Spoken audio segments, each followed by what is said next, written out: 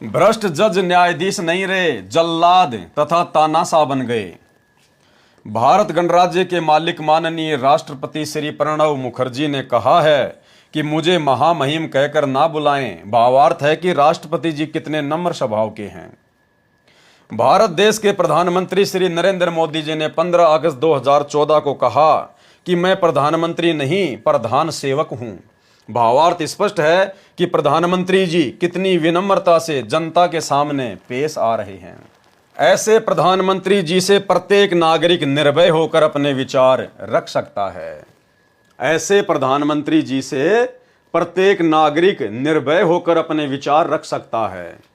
इन्होंने भारत देश के राष्ट्रपति और प्रधानमंत्री की कितनी भूरी भूरी प्रशंसा की है।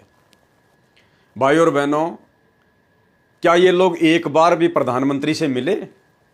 क्या इन्होंने एक बार भी प्रधानमंत्री से अपने विचार व्यक्त किए? क्या एक बार भी इन लोगों ने प्रधानमंत्री से डायरेक्ट मिलके बरवाला कांड के विषय में कोई चर्चा की, कोई बात की? क्योंकि ये तो कह रहे हैं यहां पर कि ऐसे प्रधानमंत्री जी से प्रत्येक नागरिक निर्भय होकर अपने विचार रख सकता है। अरे आप लोगों ने क्यों नहीं रखे अपने विचार उनके पास में जाकर? दूसरों को शिक्षा दे रहे हो, आप लोगों ने उनके पास में जाकर विचार क्यों नहीं रखे? क्यों आपने भक्तों से 1.5 लाख चिट्ठियां लिखवाकर, स्पीड पोस्ट करवाकर उन भक्तों का पैसा और समय बर्बाद करवाया? ऐसे प्रधानमंत्री से तो आपने डायरेक्ट जाके मिलना चाहिए था भाई। अगर गाय स्वरूप हैं तो, अगर प्रत्येक नागरिक से वो मिलते हैं तो, अगर प्रत्येक नागरिक से वो इसी प्रकार मिलते हैं तो आप लोग पीछे क्यों रह गए? तानाशाह भ्रष्ट जज तो लाखों श्रद्धालुओं की भावनाओं को ठेस पहुंचा रहे हैं। परम आदरणीय, परम पूज्य महापुरुष, जनता के सुधारक तथा उद्धारक महान संत रामपाल दास जी महाराज का नाम भ्रष्ट जज सीधा लिखते हैं। जैसे आदेश दिनांक 27/8/2014 के पेज नंबर 3 पर लिखा है, कंटेमनर रामपाल। इन तानाशाहों ने अपने आप को परमात्मा से भी बड़ा मान रखा है। राष्ट्रीय समाज सेवा समिति को इस बात से आपत्ति है कि ये जो भ्रष्ट जज हैं, जो तानाशाह जज हैं, ये संत रामपाल जी का नाम भी सीधा लिखते हैं, रामपाल। और क्या कह रहे हैं भाई और बहनों? परम आदरणीय, परम पूज्य महापुरुष संत रामपाल जी का नाम भी ये लोग सीधा लिखते हैं, ना आगे कोई संत लगाते, ना पीछे कोई महाराज जी लगाते। तो इस बात से इन लोगों को बड़ा दुख हुआ कि हमारे गुरुजी का नाम ये सीधा लिखते हैं। अरे आप लोगों के अनुसार यदि संत रामपाल जी परम आदरणीय हैं तो नालायकों, तुमने बरवाला कांड में क्यों जबरदस्ती उनको रोका?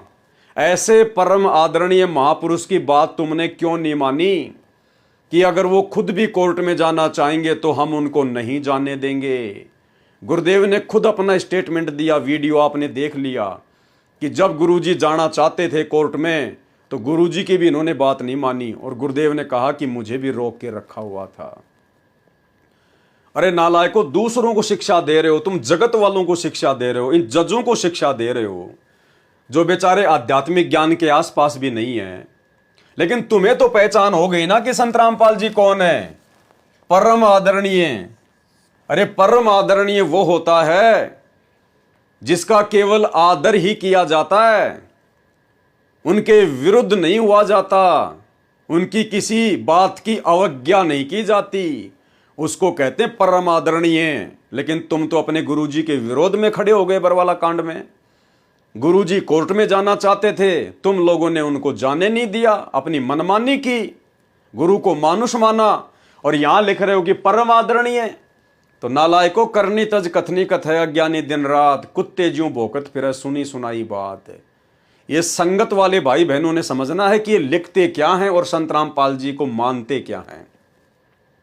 भाई और बहनों, एक समय एक भगत बड़ा दुखी होके अपने गुरुजी के पास में गया और गुरुजी से कहने लगा कि गुरुजी, मेरे को तो 10 साल हो गए नाम लिए हुए, 5 साल हो गए नाम लिए हुए। हे परमात्मा, मेरा तो काम कुछ ठीक ठाक सा नहीं चल रहा है। हे परमात्मा, हे गुरुजी, मैं आपको बहुत मानता हूँ, आपको बहुत मानता हूँ, सबसे ज़्यादा मैं आप ही को मानता हूँ, फिर भी मेरे साथ में ऐसा क्यों हो रहा है? तो गुरुदेव ने कहा कि बेटा, यही तो तेरी कमजोरी है। अरे तू मेरे को तो मानता है, लेकिन मेरी बात तू एक भी नहीं मानता। तू मुझे तो मानता है, लेकिन मेरी बात एक भी नहीं मानता, इसलिए तू दुखी है, मां दुखी है। तो ये हालात हैं सतलोक आश्रम मैनेजमेंट हरियाणा वालों के। ये दुनिया के सामने तो संत रामपाल जी के महापुरुष होने का, परम आदरणीय होने का, तत्वदर्शी संत होने का, कबीर जी के अवतार होने का ढिंढोरा पीटते हैं, लेकिन ये खुद संत रामपाल जी को अपने जैसा 2 कोड़ी का जीव मानते हैं, व्यक्ति मानते हैं, एक साधारण सा संत मानते हैं, मानुष मानते हैं। और इसीलिए गरीबदास जी ने लिखा था कि गुरु मानुष कर जानते वो नर कई अंधे, और दुखी संसार में आ गए यम के फंदे। तो यहाँ पर ये राष्ट्रीय समाज सेवा समिति वाले, गुरु जी के परिवार वाले जजों को उलाना दे रहे हैं, जजों को दोषी बता रहे हैं कि आप लोग क्यों हमारे गुरु जी का डायरेक्ट नाम लिखते हैं रामपाल। भैया, उनकी नजर में आपके गुरुजी कोर्ट की अवमानना के दोषी हैं, और वो जो मर्जी शब्द यूज करें उनको दोष नहीं दिया जा सकता, क्योंकि कोर्ट में वही आदमी जाता है, उसी आदमी की तारीखें पड़ती हैं जो किसी न किसी मुकदमे में होता है। अब वो दोषी होगा या नहीं होगा वो तो बाद की बात है, लेकिन कोर्ट के कटघरे में वो एक अपराधी के रूप में, वो एक क्रिमिनल के रूप में होता है। और भाई, वो पढ़े लिखे, इतने ऊंचे पदों पर बैठे हुए, ज्ञान से कोसों दूर वो जज, वो कहाँ किसको सम्मान देंगे? वो तो खुद अपना सम्मान चाहते हैं कि लोग हमें माई लॉर्ड कहें, माई लॉर्ड, माई लॉर्ड। वो कहाँ किसी को भाई इतना सम्मान देंगे? जब तुम भगत होकर अपने गुरुजी को सम्मान नहीं दे सके बरवाला कांड में, अपने गुरुजी के विरुद्ध खड़े हो गए तुम, अपने गुरुजी की भी तुमने बात नहीं मानी, उनको कोर्ट में नहीं जाने दिया। सारा काम बरवाला कांड के समय जनता के सामने उनके ज्ञान के विरुद्ध, उनके सत्संगों के विरुद्ध कर रहे थे। दुनिया तुम्हारा तमाशा देख रही थी, तुम्हारे गुरुजी की बदनामी हो रही थी, बेइज्जती हो रही थी।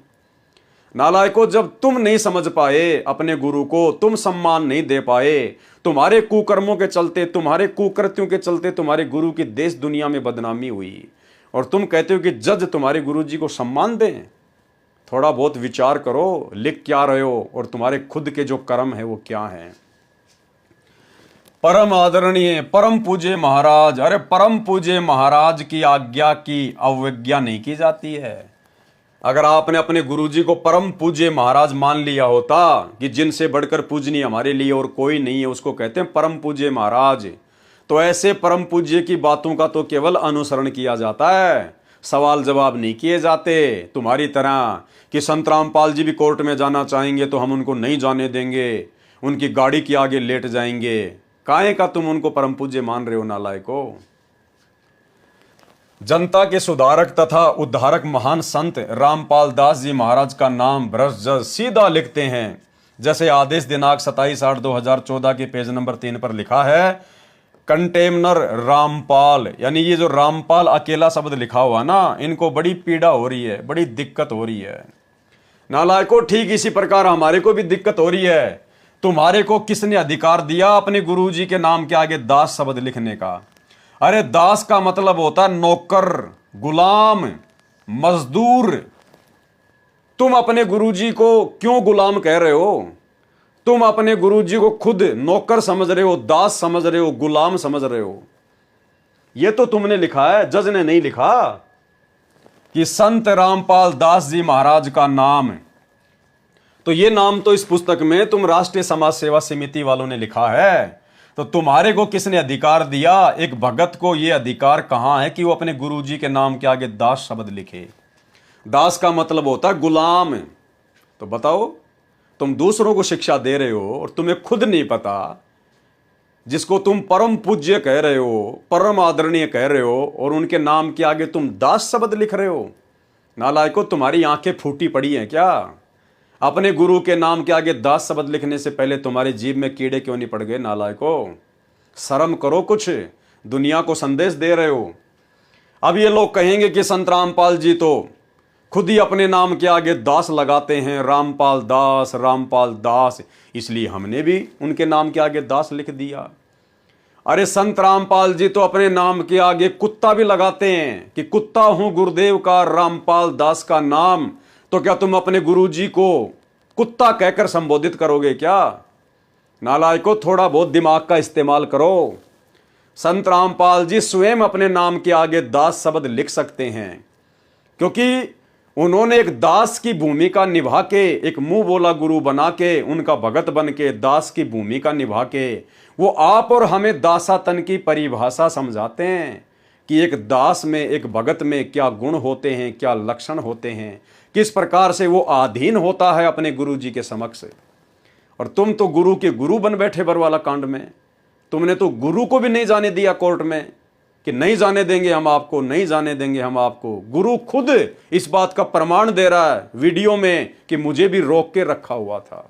और यहां तुम जजों को दोष दे रहे हो कि हमारे गुरु जी का सीधा सीधा नाम क्यों लिखा जा रहा है। अरे वो कोर्ट है, वो जज हैं।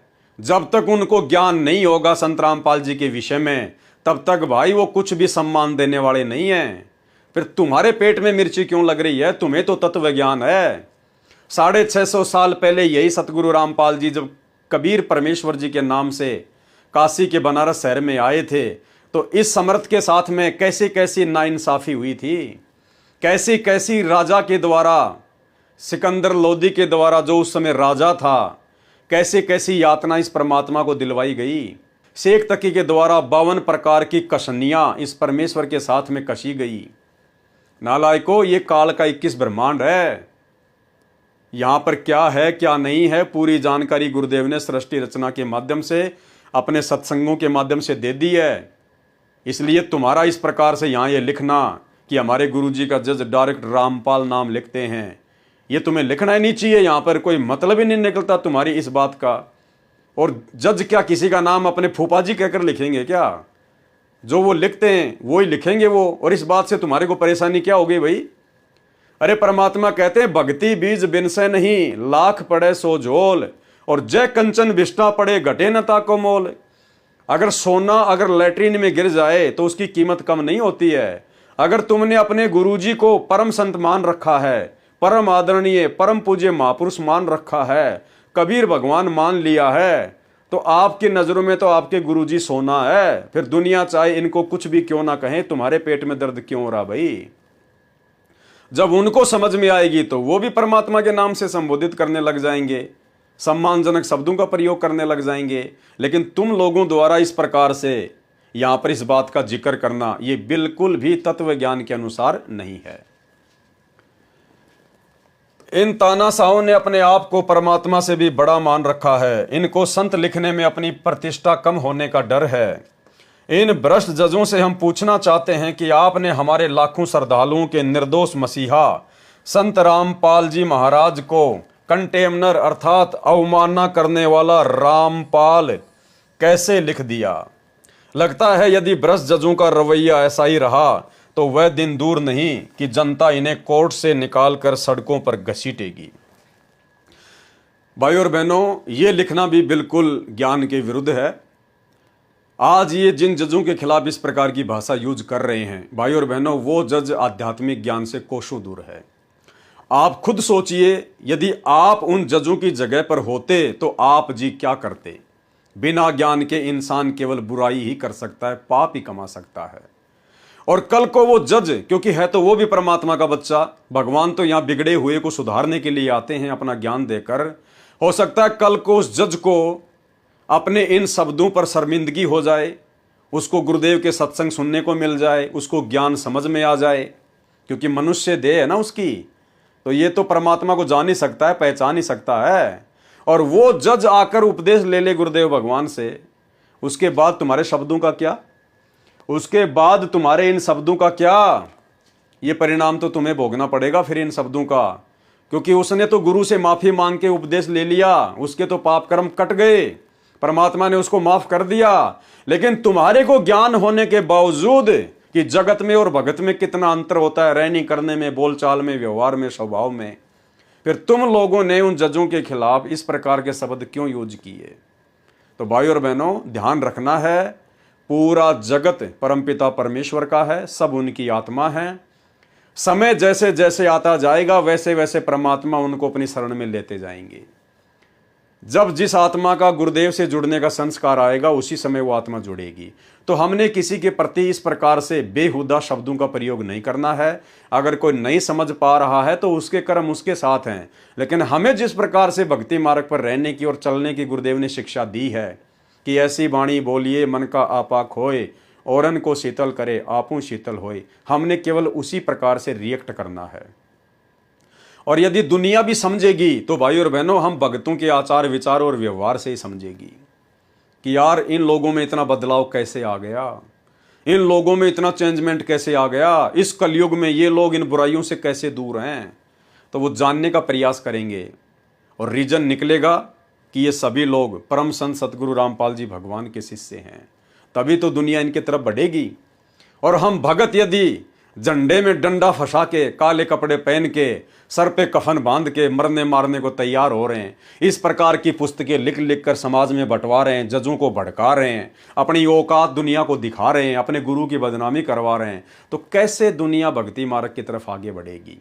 और यही कारण है भाई और बहनों, 90% संगत जो संत रामपाल जी से जुड़ी है बरवाला कांड के बाद, भाई और बहनों वो ज्ञान को आधार बनाकर नहीं जुड़ी है। वो केवल ज्यादातर वो हैं जिनके अंदर भूत प्रवेश थे, जिनके काम बिगड़े हुए थे, जो शरीर से दुखी थे, जो बिल्कुल अपने जीवन से हार चुके थे। ऐसे लोग ही वर्तमान में संत रामपाल जी की शरण में हैं।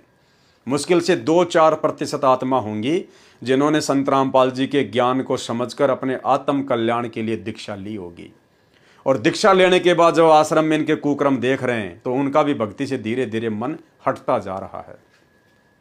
तो भाई और बहनों, हमने निकट भविष्य में इस प्रकार की गलतियां नहीं करनी है।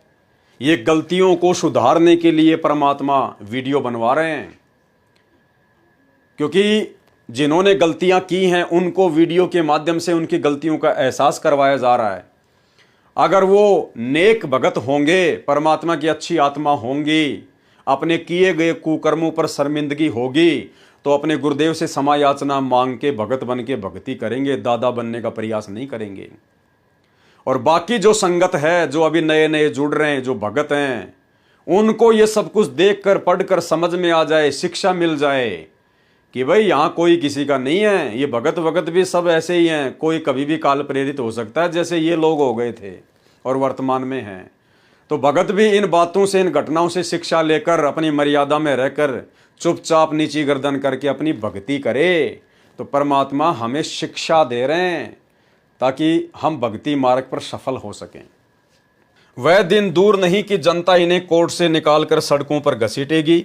वह स्वयं तो सम्मान चाहते हैं, औरों के साथ में कोर्ट में कुत्ते जैसा व्यवहार करते हैं। देखो भाई और बहनों, ये शब्द लिखना भी यहाँ पर बिल्कुल न्याय संगत नहीं है कि औरों के साथ में कुत्ते जैसा व्यवहार करते हैं, क्योंकि यहाँ पर हमारे गुरुदेव का भी मुकदमा चल रहा है। इसलिए इस कुत्ते की श्रेणी में हमारे गुरुदेव भी आ जाते हैं कि औरों के साथ कुत्ते जैसा व्यवहार करते हैं। तो कोर्ट में जिन जिन के मुकदमे चल रहे हैं ये उन सब के लिए आ गया। तो ये जो कुत्ता शब्द है ये कहीं न कहीं इन घटिया लोगों के द्वारा, सतलोक आश्रम मैनेजमेंट हरियाणा वालों के द्वारा, क्योंकि इनकी बुद्धि तो ऑफ है, इन्हें तो पता नहीं हम क्या लिख रहे हैं। तो ये जो कुत्ते शब्द का प्रयोग है ये इन्होंने अपने ही गुरुदेव भगवान के लिए कर दिया कि वो जज दूसरों के साथ में कुत्ते जैसा व्यवहार करते हैं। और दुखी होकर तो इन लोगों ने पुस्तक लिखी है काल प्रेरणा से। तो आप समझ सकते हैं इनकी बुद्धि कहाँ काम कर रही है। किसी को बैठने के लिए भी नहीं कहते, घंटों खड़ा रखते हैं। अरे भैया, कोर्ट कोई ससुराल थोड़ी है कि वहाँ पर तुम्हारा ससुर जो है वो जज बन के बैठा हुआ और तुम्हें वो बेंच पे बैठाएगा। कोर्ट कोर्ट होती है भैया, 21 ब्रह्मांड है ये। निरंजन धन तेरा दरबार, यहाँ तनिक ना न्याय विचार। और क्या कहा परमात्मा ने कि साचों को तो झूठा बतावर, झूठों का एतबार, निरंजन धन तेरा दरबार। तो भाई बैठने के लिए कहें ना कहें, क्योंकि उस समय उस कोर्ट का राजा वो जज है, जैसा वो कहेगा वैसा मानना पड़ेगा। और परमात्मा भी धरती पर आते हैं तो नेक नागरिक की भूमिका निभाते हैं। परमात्मा भी जबरदस्ती नहीं करते। तो जब भगवान को, सतगुरु रामपाल जी को कभी इस प्रकार की बातों को लेकर कोई आपत्ति नहीं हुई, उन्हें पता है कि सामने जो जज है वो मेरा ही बेटा है, मेरी आत्मा है, फिलहाल उसने काल की भांग पी रखी है, तो बाप कभी अपने बेटे के सामने अपनी बेइज्जती महसूस नहीं करता है। लेकिन इन लोगों को लग रहा है कि हमारे गुरुजी की बेइज्जती की जा रही है। अरे जिस दिन वो तुम्हारे गुरुजी को समझ जाएगा, पहचान जाएगा, उस दिन तो अपनी आंखों पे रखेगा, अपने सिर पे रखेगा। और नालायकों, तुम लोगों ने तो 20-20 साल तक उनकी संगति करने के बाद भी केवल दुनिया में उनकी बदनामी करवाई है, उनकी बेइज्जती करवाई है तुम लोगों ने। किसी को बैठने के लिए भी नहीं कहते, घंटों खड़ा रखते हैं। अब समय आ गया है जजों को तानाशाह बनने का, नहीं इंसान बनने का। यदि आप सम्मान चाहते हैं तो आप जी को भी सम्मान देना पड़ेगा। Give respect and get respect. भाई हमें तो सम्मान नहीं चाहिए, ना इस 21 ब्रह्मांड में सम्मान की भूख हमारे गुरुदेव भगवान को है, और उन्हीं से ज्ञान प्राप्त करने के बाद ना भाई यहाँ पर किसी भी प्रकार के सम्मान की उनके भक्तों को कोई भूख है। ये भूख तो तुम जैसे काल प्रेरित एजेंटों को है, जो इस प्रकार के शब्द लिख रहे हैं कि सम्मान दो और सम्मान लो। अगर तुम्हें कोई सम्मान नहीं देगा तो तुम उसका सम्मान नहीं करोगे। अरे क्या नित्य नियम करते हो तुम, नींद में करते हो क्या? गुरुदेव कहते हैं जो तो को काटा बोवे वाको बोतू फूल। जो तेरे को सम्मान ना दे तू उसको भी सम्मान दे। और तुम क्या लिख रहे हो यहां पर? अगर सम्मान चाहिए तो सम्मान देना पड़ेगा। अरे ये तो गुंडे मवालियों की भाषा है, ये तो अज्ञानियों की भाषा है, एक भगत की भाषा नहीं है ये। तो नालायकों, ना तो इस गंदे लोक में हमारे गुरुजी को सम्मान चाहिए और ना हम भक्तों को सम्मान चाहिए, क्योंकि इस गंदे लोक में यदि कोई सम्मान की भूख रखता है, उम्मीद रखता है, तो वो गधा बनता अगले जन्म में, गधा।